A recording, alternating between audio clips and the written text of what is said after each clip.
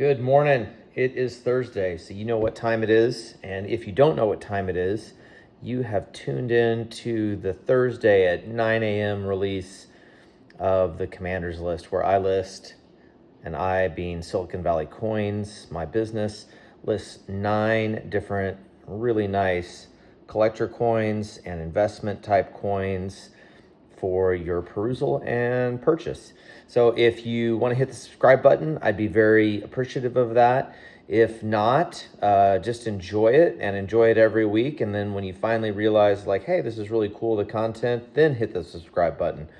If you want to get on the email, which is another listing that goes out at the exact same time, but just via a more traditional method, please give me a text or send me an email from the website, siliconvalleycoins.com. And with that said, let's get going. Got a 1916S, nice collector grade Buffalo nickel. Just back from CACG AU58. Pretty much the typical nickel color. Lots of detail. A little mushy on the shoulder. Just trying to point out, but nice color. Decent strike there on the head. 16S is by far not the toughest date, but it does come with weakness often, and not as bad as like an 18S, but you can see some of the weakness there in the braid. This coin is $275 and a great starter coin if you want to try to put together a 58 set of Buffalo nickels. All right, let's get, what do I have back here? Oh, I have my AirPods and one of my eye drops. Poor quality control. All right, 1797 half dime, AU53, a very, very sublime coin. Nice, gentle luster, super original. Has a nice look to it. I love the story behind this right here, 16 stars. So 1797, if you're a cherry picker, always look for this date. It's a small eagle variety, but it comes in 13 stars, 15 stars, and 16 stars. There were new states that were added to the Union this year. I think they are, let's see, Tennessee, Vermont, and maybe Kentucky. I might have missed some of those. But anyway, because they were added from the original 13, they changed the number of stars on the obverse. So depending on when this was minted, was either before or after those states were added. I love that little piece of history. And 13 stars are actually much, much tougher. They carry a premium, a real premium that is seen in the market, not just a cherry picker kind of fun thing. Really nice reverse on this coin. This is one of the original CACG holders, so they come a little scratchy. I'll try to polish that out for whoever buys it, but you can see there's like a decent scrape there. This coin is $12,000. There was just a normal PCGS that didn't have a CAC sticker and didn't look like it would CAC that sold for $10,300. I think for a coin of this age and originality and eye appeal, 12 grand is very fair. All right. Next up is a 1839 and 64 CAC. Just bought this coin. It was just too pretty. I paid $2,000 for it, which is CPG. I'm marking it up 10% because I figured somebody out there is just gonna like it as much as me. I'd buy it back all day, every day at 2 grand. Just a really, really, really lovely coin. You can see there was an old dip. I think that's a retoning on there. So this coin is not virgin original like that 1797 half dime I showed you, but a lot of people prefer this part of the market anyway, whenever it's a white or mostly white coin. This definitely faces up like a white coin. $2,200 for that. All right, back to another lovely collector coin, 28D in AU50 CACG, also just back. Coin really has almost 0 marks on it. I remember buying it raw. I don't remember where. I was like, that's just too nice. And you know, it's in a 20s date. It's a D-mint. It's got a good strike, not a super blob back here. I don't think it would be full bands if it had less wear. This coin's $200. And also a great starter coin if you want to like try to figure out how to get like an XF45 to AU53 set of Mercury dimes. Like what a great fun project. Start it with one of your kids, one of your grandkids, start it with your spouse, whatever you want to do. 200 bucks. All right, a non-CAC coin. This coin did not sticker at CAC, even though I did send it. I like it.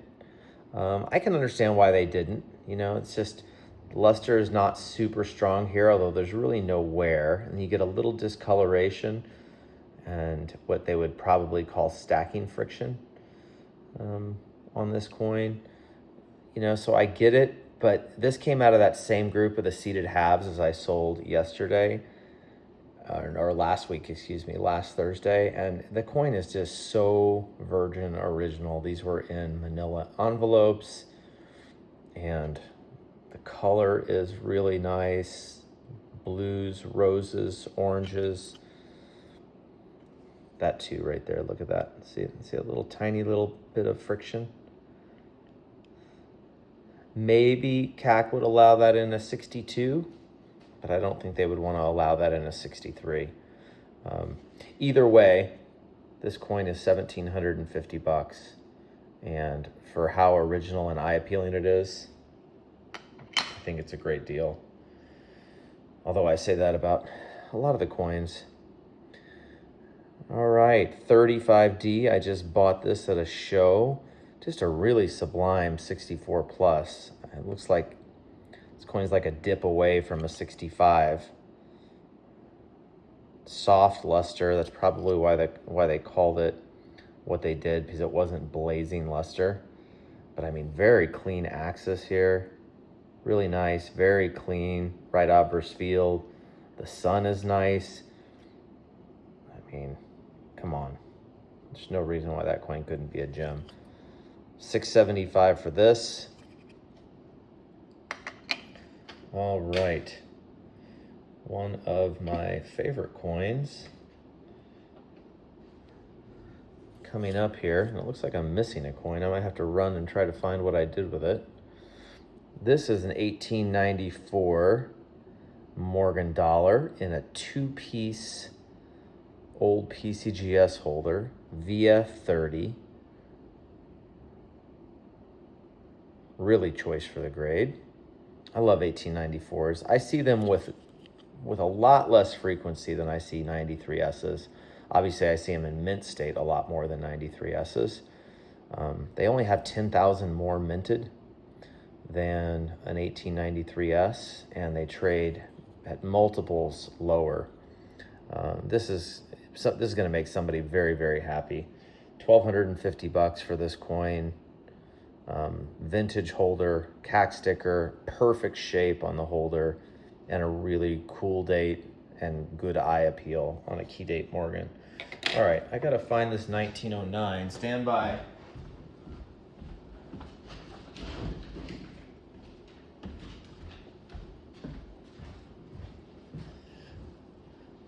I don't know if many people have noticed that your local coin dealer might be a little bit more frazzled than normal, and I fall into that category.